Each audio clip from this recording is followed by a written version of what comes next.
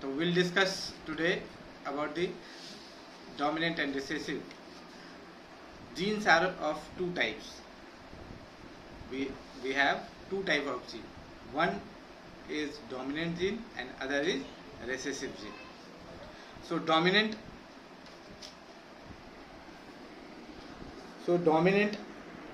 gene are such genes which express itself in homozygous as well as in heterozygous genotype. Homozygous and heterozygous was two conditions which we have discussed earlier. So dominant gene, so we can say gene are of two type. One is dominant and other is recessive. So dominant genes are a gene which expresses itself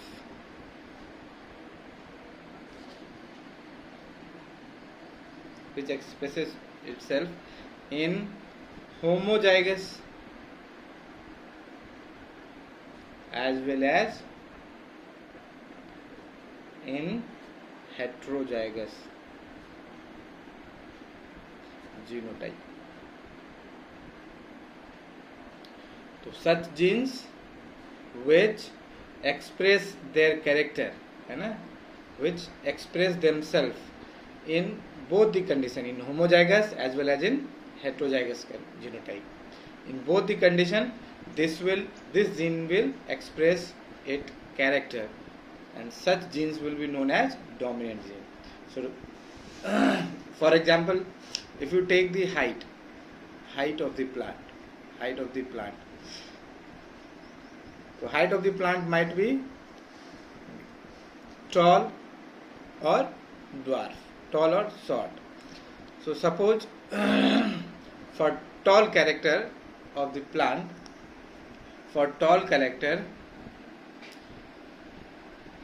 the gene is responsible is capital T. The gene which is responsible for tallness of the plant is capital T, and the gene which is responsible for the dwarfness of the plant is small t. So a dominant gene will be such genes which can express themselves, which can express their characteristics even in the presence of both the capital T gene, and it can also express their characteristics even it is present with small t. So we can say capital T and capital T will be a tall plant, and capital T or small t will also be a tall plant. In both the conditions, the plant height will be tall. So we can say here the capital T is the dominant gene. So we are now able to understand what is the dominant gene. So dominant gene, a gene which decides the appearance of an organism even in the presence of other alternative gene. ठीक है, तो वैसे gene जो कि अपना character appear करते हैं ना ऑर्गेनिज्म में, अपना कैरेक्टर को अपियर करते हैं, भले ही उसका जो दूसरा अल्टरनेट जीन भी प्रेजेंट हो उसके बावजूद भी वो अपना कैरेक्टर को एक्सप्रेस करते हैं, तो ऐसे जीन को बोलेंगे हम लोग dominant gene. So we can say genes which decides the appearance of an organism, जो कि ऑर्गेनिज्म के appearance को डिसाइड करेगा, वैसा जीन जो कि किसी ऑर्गेनिज्म के appearance को डिसाइड करेगा किस किस कंडीशन में, चाहे वो होमोजाइगस कंडीशन में हो, मीन्स कैपिटल टी और कैपिटल टी के कंडीशन में प्रेजेंट हो, या फिर हेटरोजाइगस कंडीशन में हो, means capital T and small T. भले ही वो खुद दोनों कैपिटल टी प्रेजेंट हो तब भी ये अपना कैरेक्टर एक्सप्रेस करेगा.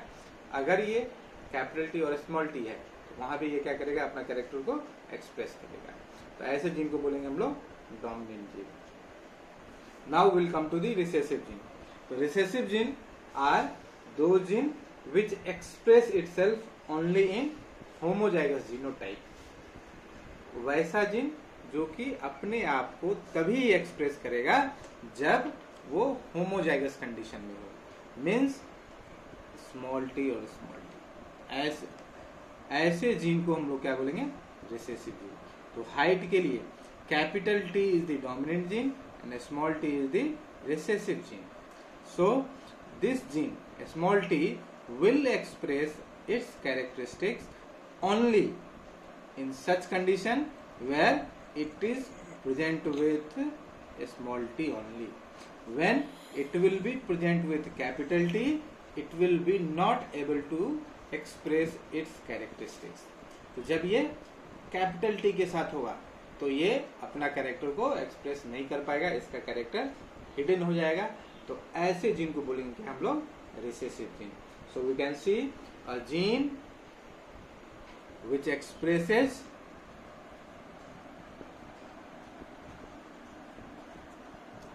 itself only in homozygous genotype.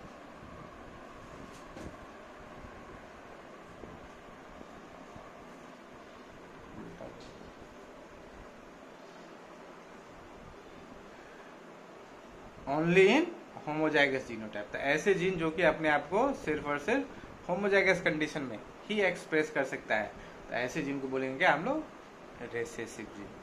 जैसे कि हाइट की अगर बात करें तो हाइट में दो तरह का जीन हाइट के लिए, एक कैपिटल टी, दूसरा स्मॉल टी। तो capital T is the dominant gene, है ना। So capital T will be, है ना, will express whether it is in homozygous condition और इन हेटेरोजाइगस कंडीशन।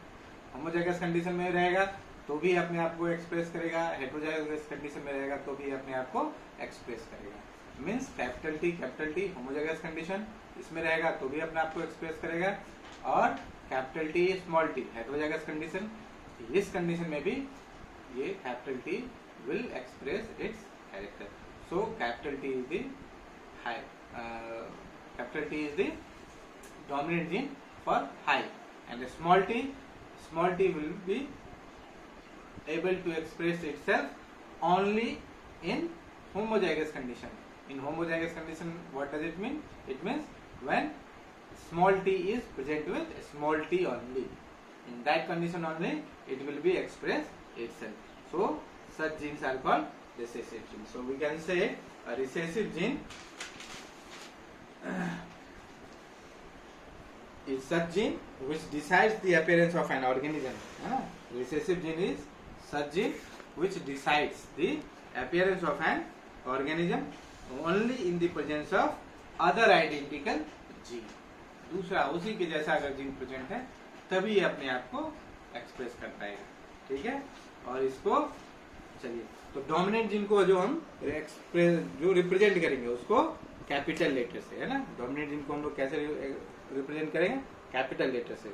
जैसे कि अगर टॉलनेस के लिए हम लोग टी ले रहे हैं, हाइट के लिए अगर टी लेटर से इसको रिप्रेजेंट कर रहे हैं, तो जो हाइट का जो डोमिनेंट जीन होगा उसको कैपिटल टी से रिप्रेजेंट करेंगे, और जो रिसेसिव जीन होगा उसको स्मॉल टी से रिप्रेजेंट करेंगे। जैसे कि पॉट का शेप, पॉट का कलर, इसके लिए भी, है ना, या सीट का शेप, सीट का कलर, इसके लिए भी जो है ना एक डोमिनेंट एक रिसेसिव जीन होगा। तो डोमिनेंट जीन जो होगा उसको हम लोग कैपिटल लेटर से एक्सप्रेस करेंगे, इसको डिनोट करेंगे, और जो रिसेसिव जीन होगा उसको हम लोग स्मॉल लेटर से रिप्रेजेंट करेंगे, ठीक है। चलिए, ये डोमिनेंट और रिसेसिव आप लोगों ने समझ लिया। चलिए अब हम लोग बात करते हैं पनेट स्क्वायर की। पनेट स्क्वायर क्या है?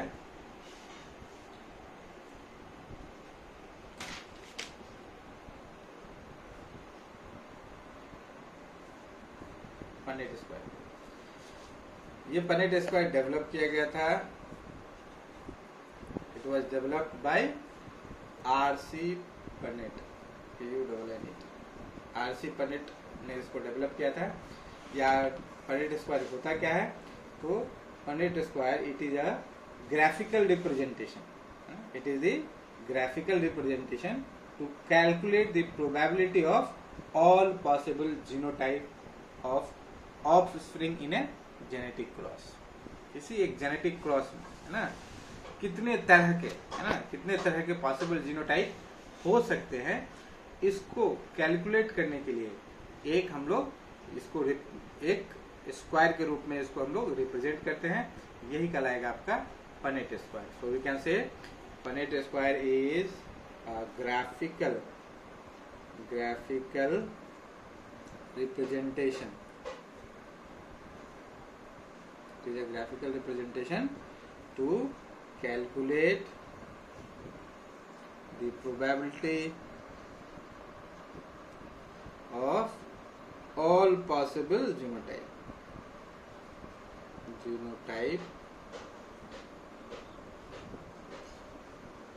of offsprings in a genetic cross. एक जेनेटिक क्रॉस में है ना कितने तरह के है ना पॉसिबल फिनोटाइप हो सकते हैं, इसको कैलकुलेट करने के लिए हम लोग पनेट स्क्वायर का उपयोग करते हैं। फॉर एग्जांपल पनेट स्क्वायर इस तरीके का होता है। मान लीजिए एक कैरेक्टर को अगर हम लेके चल रहे हैं, मान लीजिए 2 गैमेट है आपके पास, तो ये इस तरह का एक बॉक्स होता है, ठीक है। एक बॉक्स में, ठीक है, इधर जनरली इधर मेल के जीनोटाइप को रिप्रेजेंट किया जाता है और इधर फीमेल के जीनोटाइप को रिप्रेजेंट किया जाता है, ठीक है। फॉर एग्जांपल मान लीजिए एक प्योर टॉल प्लांट है, तो प्योर टॉल प्लांट कब होगा? प्योर वैरायटी करने का मतलब दोनों जो जीन है वो कैसा होगा? सेम टाइप का होगा, आइडेंटिकल जीन होगा, तो इसको हम लोग प्योर बोलेंगे, ठीक है। एक प्योर टॉल प्लांट है मतलब कैपिटल टी और कैपिटल टी है, और एक प्योर ड्वार्फ प्लांट है। प्योर ड्वार्फ करने का मतलब हो गया इसमें स्मॉल टी होगा। प्योर भी बोले फिर भी वो डार्क प्लांट ही होगा, अगर नहीं भी बोले फिर भी ड्वार्फ प्लांट अगर बोलेंगे तो उसमें जीनोटाइप स्मॉल टी ही होगा, क्योंकि अगर उसमें कैपिटल टी आ जाएगा तब तो फिर वो टॉल प्लांट हो जाएगा, ठीक। तो एक मान लीजिए कैपिटल टी है, एक स्मॉल टी है, तो ये प्लांट कैसा होगा? Pure tall. This is pure tall plant and this is pure dwarf plant. ये कैसा है? ड्वार्फ प्लांट, ठीक है। अब इस दोनों का जब हम जेनेटिक क्रॉस कराएंगे ना, तो इसके जेनेटिक क्रॉस में कितने जो पॉसिबल ऑफस्प्रिंग है ना, उसको रिप्रेजेंट करने के लिए, ग्राफिकली रिप्रेजेंट करने के लिए हम ये पनेट स्क्वायर का उपयोग करते हैं, ठीक है। तो इसके लिए हम जैसे कि मान लेते हैं, तो इसका जो गैमेट बनेगा है ना, इससे जो गैमेट बनेगा, अगर अब हम लोग जानते हैं गैमेट बनने में क्या होगा, ये जो 2 जीन एक साथ थे वो क्या होगा? म्यूसिस होगा। यहाँ पे क्या होगा? म्यूसिस होगा। म्यूसिस अगर होगा तो फिर क्या होगा? ये सेल डिवाइड करेगा, तो एक जीन एक सेल में और एक जीन दूसरे सेल में जाएगा, तो दोनों तरह का जो गैमेट बनेगा उसमें टी ही जाएगा, कैपिटल टी ही जाएगा, है ना। मतलब दोनों गैमेट सेम तरह का होगा, ठीक। यहाँ भी अगर जब म्यूसिस होगा गैमेट बनेगा, म्यूसिस होगा गैमेट बनेगा, तो इसमें भी ये दोनों जीन आज सेपरेट होंगे, अलग होंगे, तो एक स्मॉल टी एक सेल में जाएगा, दूसरा स्मॉल टी दूसरे सेल में जाएगा, तो दोनों में इसमें स्मॉल टी वाला गैमेट बनेगा, इसमें कैपिटल टी वाला गैमेट बनेगा। तो अब इसमें कितने पॉसिबल जो जीनोटाइप हो सकते हैं, इसी को रिप्रेजेंट करेंगे हम लोग क्या किसमें? पनेट स्क्वायर में। तो इसके लिए हम लोग क्या करते हैं, ये जो गैमेट है ना, ये जो गैमेट है इसको हम लोग यहाँ पे लिखेंगे। तो जनरली मेल के लिए ऊपर में लिखे जाते हैं, फीमेल के लिए कहीं भी लिख सकते हैं, लेकिन जनरली मेल को ऊपर में लिखा जाता है और फीमेल के गैमेट को नीचे में रिप्रेजेंट किया जाता है, ठीक है। तो मेल का गैमेट मान लीजिए एक गैमेट ये बना, एक गैमेट ये बना, तो ये गैमेट कैपिटल टी और ये गैमेट कैपिटल टी। ये गैमेट यहाँ पे ये बना है स्मॉल टी और स्मॉल टी, इसको यहाँ पे स्मॉल टी और स्मॉल टी यहाँ पे रिप्रेजेंट करेंगे। अब पॉसिबिलिटी क्या है कि ये गैमेट इसके साथ फ्यूज कर जाए, क्या हो सकता है कि ये गैमेट इसके साथ फ्यूज कर जाए फर्टिलाइजेशन के प्रोसेस में, या हो सकता है ये गैमेट इसके साथ फ्यूज कर जाए, या फिर ये गैमेट इसके साथ फ्यूज कर जाए। तो इसी को रिप्रेजेंट करते हैं हम लोग किसमें? पनेट स्क्वायर में। मान लीजिए कैपिटल स्मॉल टी है, ये कैपिटल टी है, तो ये दोनों जब एक साथ फर्टिलाइजेशन होगा तो क्या बनेगा? Capital T small T. ये बनेगा कैसा? Capital T small T. फिर ये कैसा बनेगा? कैपिटल टी स्मॉल टी, और फिर ये क्या बनेगा? Capital T small T. तो यहाँ पे सारे के सारे क्या बने आपके? टॉल। ये सारे के सारे कैसे बने? Tall plant. कैसे बने? टॉल प्लांट बने। तो ये जो रिप्रेजेंटेशन है इसी को बोलते हैं हम लोग पनेट स्क्वायर, ठीक है। पनेट स्क्वायर आपने समझ लिया। चलिए एक टर्म है F1 जनरेशन। F1 जनरेशन क्या होगा कि मान लीजिए कोई 2 पेरेंट है ना, तो ये 2 पेरेंट से गैमेट बनेगा। गैमेट बनने के बाद जो फर्स्ट जनरेशन में जो ऑफस्प्रिंग प्रोड्यूस होंगे वो कहलाएगा F1 जनरेशन। तो जैसे कि मान लीजिए एक था कैपिटल टी, एक था स्मॉल टी, ये दोनों में गैमेट बना, इसमें गैमेट बनेगा कैपिटल टी, इसमें गैमेट बनेगा स्मॉल टी। अब ये दोनों में जब क्रॉस होगा तो क्या बनेगा, कैपिटल टी स्मॉल टी। तो ये है पेरेंटल जनरेशन, ये क्या है पेरेंटल जनरेशन, और ये है ऑफ स्प्रिंग, ठीक है ऑफ स्प्रिंग। तो ये जो पेरेंटल जनरेशन के बाद जो फर्स्ट ये जो ऑफ स्प्रिंग बनेगा है ना, ये कहलाएगा F1 जनरेशन, ये कहलाएगा F1 जनरेशन, ठीक है। ये हो गया आपका F1 जनरेशन। फिर इसी में जब सेल्फिंग कराए है ना, मान लीजिए इसी को है ना सेल्फिंग करवाए, मतलब कैपिटल टी स्मॉल टी जो फर्स्ट जनरेशन में जो डेवलप हुआ है, कैपिटल टी स्मॉल टी, इस दोनों को जब फिर इसमें क्रॉस कराएंगे तो यहाँ पे गैमेट बनेगा कितने तरह का, दो तरह का, एक कैपिटल टी गैमेट बनेगा, एक स्मॉल टी बनेगा।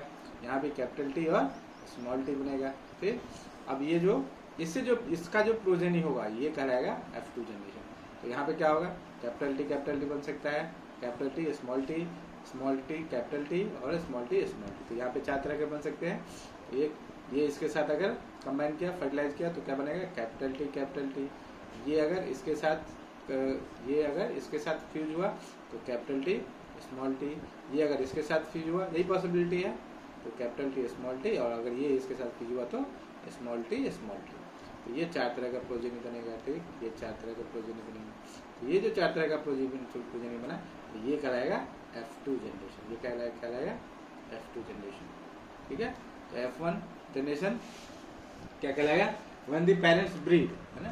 F1 जनरेशन क्या है, when the parents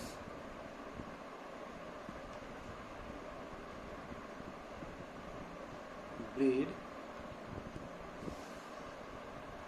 or cross to produce the offspring or the progeny, then first progeny is first offspring, yeah, first progeny is called first phylal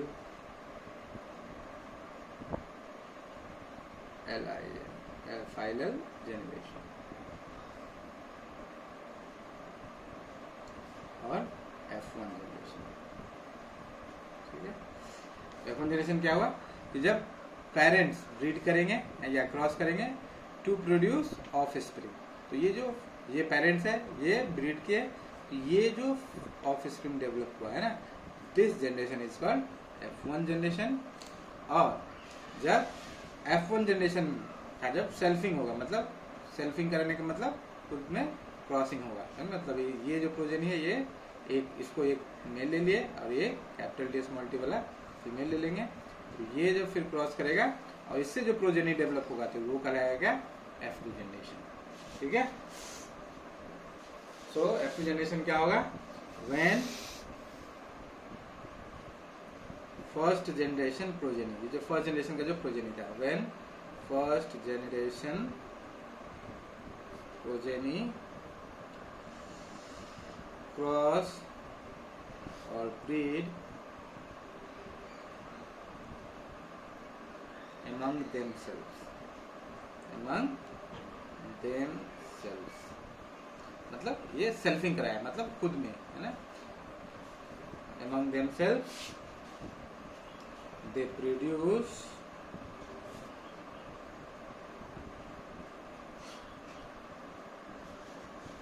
second progeny called second phylal generation, है ना, second phylal generation या F2 generation, इसी को बोलेंगे F2 generation, ठीक है। चलिए, तो F1 और F2 जनरेशन आप समझ गए। चलिए अब एक है प्योर ब्रीड। तो प्योर ब्रीड कहने का मतलब तो वैसा ब्रीड जिसमें कि जो जीनोटाइप होगा वो सेम तरह का होगा, ठीक है, सेम तरह के जीनोटाइप होंगे, genotype having same gene, genotype having same gene, same तरह का जो जीन वाला जो जीनोटाइप होगा वो क्या कहलाएगा, प्यूरोब्रीड। जैसे कि सेम तरह के जीनोटाइप वाला मतलब जैसे कि मान लीजिए हाइट के लिए हम लोग हैं कैपिटल टी और कैपिटल टी, तो ये दोनों क्या है, सेम टाइप के सेम जीन है, तो ऐसा जीनोटाइप क्या कहलाएगा, प्यूरोब्रीड। स्मॉल टी ये दोनों में क्या है, स्मॉल टी और स्मॉल टी है, ये भी क्या है, ये दोनों क्या है आपका, ये भी प्यूरोब्रीड है, ये प्यूरोब्रीड है। ठीक है, चलिए इतनी बात हो गई। अब हम लोग आगे बात करेंगे मोनोहाइब्रिड क्रॉस की।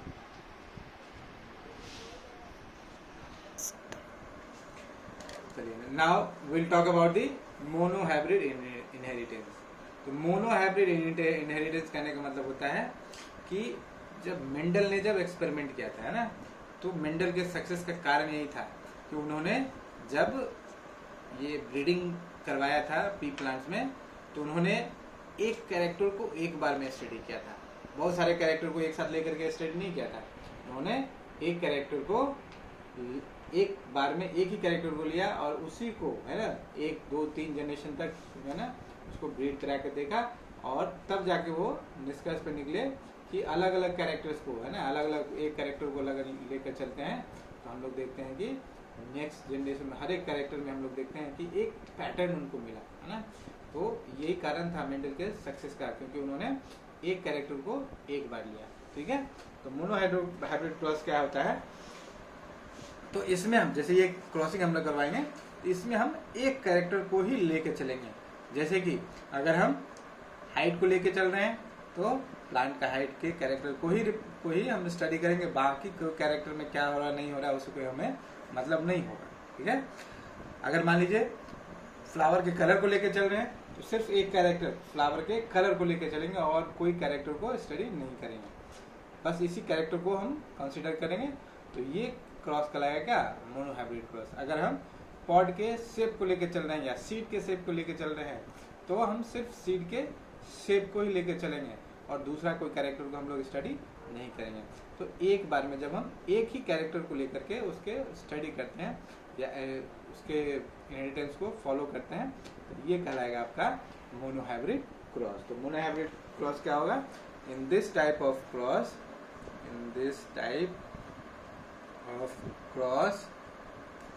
only one pair of character is studied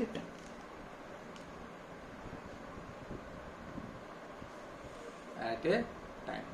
एक समय में only one pair of character, मतलब एक character, one pair of character करने का मतलब जैसे कि टॉल है ना, तो कैपिटल टी या स्मॉल टी या फिर कैपिटल टी है ना, तो ये एक पेयर ऑफ कैरेक्टर मतलब लंबा शॉर्ट, है ना, टॉल या शॉर्ट।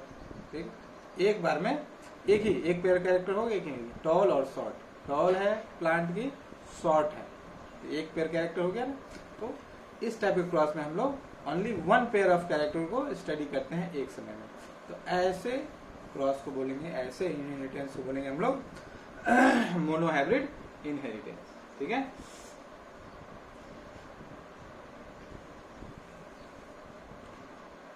For example height. ठीक है, अब इन्होंने क्या किया था, चलिए मोनोहाइब्रिड इनहेरिटेंस को हम लोग देखते हैं। तो हम लोग क्या करते हैं, मान लीजिए एक मोनोहाइब्रिड इनहेरिटेंस को स्टडी करते हैं, मानते हैं एक प्योर ब्रीड लेते हैं। ठीक है, मेंडल ने क्या किया, प्योर ब्रीड लिया। ठीक है, एक टॉल प्लांट का, एक ड्वार्फ प्लांट का। ठीक है, एक टॉल प्लांट और एक ड्वार्फ प्लांट का प्योर ब्रीड लिया। तो प्योर ब्रीड कहने का मतलब कैसा होगा कि जीनोटाइप कैसा होगा, सेम होगा, मतलब जीन का जो जीन होगा दोनों सेम तरह का, तो सेम ही होगा, है ना। तो जीनोटाइप हैविंग सेम, वैसा जीनोटाइप जिसमें दोनों जीन कैसा हो, सेम हो। मतलब हम हाइट को लेकर कंसीडर कर रहे हैं, तो टॉल प्लांट अगर हम लेंगे प्योर ब्रीड वाला, तो इसका मतलब क्या होगा, उसका जो उसके जीनोटाइप में जो दोनों जीन होगा वो कैसा होगा, सेम होगा, मतलब कैपिटल टी। ठीक है, ये और ये क्या है, कैपिटल टी और कैपिटल टी। ठीक, ड्वार्फ प्लांट लेंगे तो स्मॉल टी और स्मॉल टी, ये भी क्या हुआ, प्योर ब्रीड हुआ। ठीक है, अब इस दोनों को जो हम क्रॉस कराए, है ना, तो यहाँ पे जो गैमिट बनेगा, गैमिट क्या बनेगा, यहाँ पे जो गैमिट बनेगा क्या बनेगा, कैपिटल टी, एक ही तरह का गैमेट बनेगा। यहाँ जो गैमेट बनेगा वो क्या बनेगा, स्मॉल टी, एक ही तरह गैमेट बनेगा क्योंकि दोनों सेल अलग होगा, मियोसिस होगा, यहाँ पे मियोसिस होगा, तो क्या होगा, एक में कैपिटल टी, जैसे एक में स्मॉल टी और दूसरे में भी क्या जाएगा, स्मॉल टी ही जाएगा, क्योंकि दोनों का जीनोटाइप क्या है, जीनोटाइप में क्या है, सेम जीन है। यहाँ भी क्या होगा कि यहाँ पे मियोसिस होगा, गैमेट जब फॉर्मेशन होगा तो मियोसिस होगा, मियोसिस होगा तो दोनों जीन कैसा है, कैपिटल टी है, तो दोनों सेल में कैसे जाएंगे, कैपिटल टी ही जाएगा, तो दोनों गैमेट क्या होगा, सेम होगा। तो ये गैमेट आपका बना इसमें टॉल प्लांट में, और ये गैमेट बना आपका ड्वार्फ प्लांट। ठीक है, अब जब दोनों में ये बना तो उसके बाद हम लोग क्या करेंगे, फिर इसमें क्या होगा, इसमें क्रॉसिंग होगा, तो ये जो कैपिटल टी और स्मॉल टी जो बनेगा वो क्या बनेगा, कैपिटल टी और स्मॉल टी बनेगा, ये जीनोटाइप बनेगा। तो यहाँ पे देखा गया क्या, ये प्लांट कैसा है, टॉल है। ठीक, तो ये टॉल प्लांट होने का मतलब क्या है, एक तो गैमेट यहाँ से कैपिटल टी इधर से आया और इधर से क्या आया, स्मॉल टी जीन इधर से आया और कैपिटल टी जीन इधर से आया। अब ये दोनों मिल करके कैपिटल टी स्मॉल टी ही बनेगा, है ना।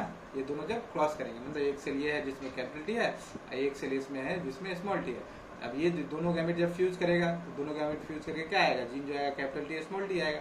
अब ये जो प्लांट जब फिनोटिपिकली जब इसको देखते हैं तो ये प्लांट हमको कैसा दिख रहा है, टॉल दिख रहा है। इसका मतलब क्या हुआ, जो कैपिटल टी वाला जीन है, मतलब जो टॉल के लिए जो रिस्पॉन्सिबल जीन था, वो जीन कैसा है, डोमिनेंट जीन है, तभी तो ये प्लांट टॉल हुआ। अगर ये डोमिनेंट, स्मॉल टी वाला अगर डोमिनेंट होता तो ये प्लांट कैसा होता, ड्वार्फ होना चाहिए था, लेकिन ये प्लांट कैसा है, टॉल प्लांट है। तो यहाँ पे ये कैपिटल टी जीन क्या है आपका, डोमिनेंट जीन है, और स्मॉल टी जीन जो वो क्या है, रिसेसिव जीन है, क्योंकि हेटेरोजाइगस कंडीशन में ये अपना कैरेक्टर को एक्सप्रेस नहीं कर पा रहा है, इसलिए small T is recessive gene and capital T is dominant gene. ठीक है, तो ये पहला है ना, ये एक मोनोहाइब्रिड क्रॉस को लेकर के मेंडल ने ये क्रॉस कराया। उसके बाद फिर क्या क्या, तो ये कैसे, कौन सा जनरेशन हुआ, दिस इज F1 जनरेशन। ठीक है, तो मेंडल ने देखा कि जब हम प्योर ब्रीड लेते हैं टॉल प्लांट का और प्योर ब्रीड लेते हैं ड्वार्फ प्लांट का, और इस दोनों को जब हम क्रॉस कराते हैं तो सारे के सारे प्लांट हमारे कैसे हैं, टॉल प्लांट है। F1 जनरेशन में ऑल प्लांट वेयर टॉल। ठीक है, अब हम क्या कराएंगे, इसमें जो और सारे के सारे जो टॉल प्लांट थे, अब इसमें हम क्या करते हैं, सेल्फिंग करवाएंगे। ठीक है, तो सेल्फिंग करवाएंगे इसमें। ठीक है, तो इसमें क्या करवाए हम लोग, सेल्फिंग, मतलब सेल्फिंग करने का मतलब जो ये जो प्लांट है ना, अब ये ऐसा तो थोड़ी होगा कि एक ही सीड हमको मिला, बहुत सारे सीड मिले, तो सारे सीड को हम ग्रो कराएंगे और सारे सीड को एक साथ ग्रो करवाएंगे, और उसमें क्या करेंगे हम लोग, जो हम लोग क्रॉस फर्टिलाइजेशन नहीं करवा रहे हैं, है ना, क्योंकि ये जो पी प्लांट है, इसका जो फ्लावर है कैसा है, बाइसेक्सुअल फ्लावर है, तो आपस में ही क्या होगा, फर्टिलाइजेशन हो जाएगा, है ना, किसमें, फ्लावर मेल और फीमेल दोनों स्ट्रक्चर प्रेजेंट है, तो आपस में क्या होगा, फर्टिलाइजेशन हो जाएगा। इसी को बोलते हैं हम लोग सेल्फिंग। ठीक है, तो हम जब इसी प्लांट को हम क्या कराएं, इसी प्लांट से क्रॉस कराएंगे तो इसको सेल्फिंग बोलेंगे। ठीक है, जब हम इसको सेल्फिंग बनाएंगे कराएंगे, करने का मतलब अब जो हम लोग प्लांट लेंगे, है ना, तो उसके पास कैसा जीन होगा, कैपिटल टी और स्मॉल टी होगा, है ना। इसी प्लांट को इसी प्लांट से क्रॉस कराना है ना, ये मान लीजिए मेल प्लांट हो गया और ये कैपिटल टी स्मॉल टी, है ना, इसमें भी ये मान लीजिए फीमेल हो गया। ठीक है, तो यहाँ जो गैमेट बनेगा वो क्या बनेगा, एक गैमेट बनेगा कैपिटल टी और दूसरा बनेगा स्मॉल टी।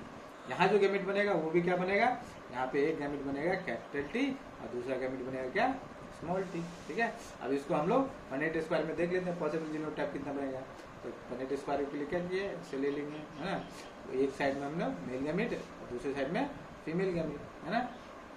तो इधर मान लीजिए male gamete capital T small T, यहाँ पे इधर लिखेंगे स्मॉल गैमेट, यहाँ पे लिखेंगे फीमेल गैमेट कैपिटल टी और स्मॉल टी। अब क्या होगा, अब ये है पॉसिबिलिटी, ये इसके साथ क्रॉस कर जाए या इसके साथ क्रॉस कर जाए, ये इसके साथ क्रॉस कर जाए या फिर ये इसके साथ क्रॉस कर जाए। ठीक है, तो ये अगर इसके साथ करेगा तो क्या बनेगा आपका, capital T capital T, capital T capital T बनेगा। ये अगर इसके साथ क्रॉस करेगा तो क्या बनेगा, capital T small T, capital T small T.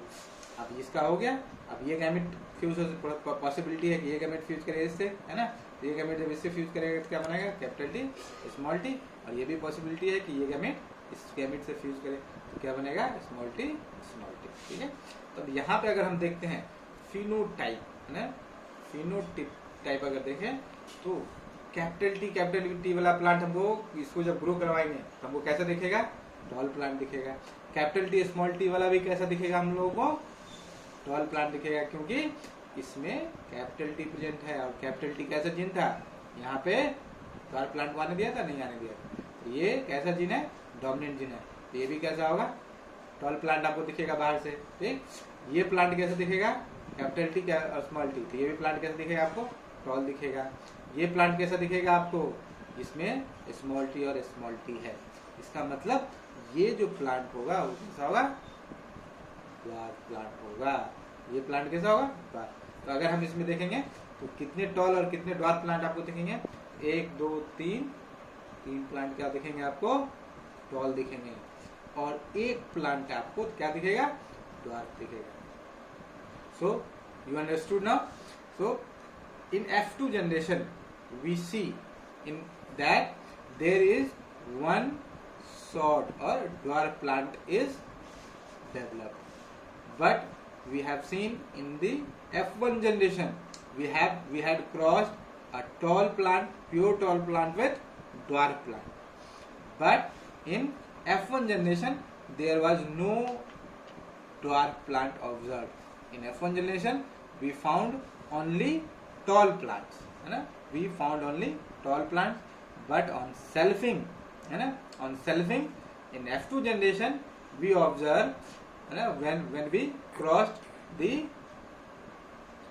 F1 generation progeny, then we found 3 tall plant and 1 short plant. So we can say this is the phenotypic ratio. This is the phenotypic ratio, means from outside, है ना, what we are observing. We have observed 3 plants were grown tall and 1 plant was dwarf. So we can say this is the phenotypic ratio. So this is the phenotypic ratio. What is the phenotypic ratio? 3:1. See, in monohybrid cross in F2 generation, what was the phenotypic ratio? 3:1.